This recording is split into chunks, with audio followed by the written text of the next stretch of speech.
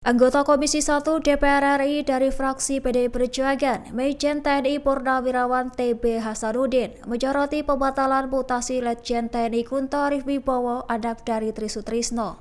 Diketahui Letjen Kunto batal dimutasi sebagai Komando Gabungan Wilayah Pertahanan 1.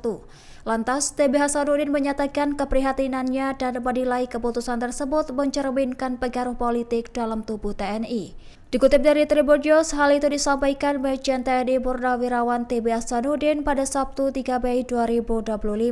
Ia menyinggung adanya spekulasi bahwa mutasi terkait pernyataan Tri Sutrisno dan keterlibatan mantan ajudan Presiden ke-7 Joko Widodo.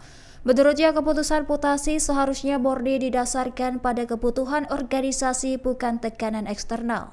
Adapun perubahan SK yang cepat dianggapnya mengganggu stabilitas internal dan kepercayaan publik terhadap netralisasi TNI. Sementara itu, TB Hasanuddin menekankan bahwa TNI merupakan alat negara, bukan alat politik. Ia juga mengkritik Panglima TNI yang dinilai tidak tegas dalam mempertahankan profesionalisme institusi.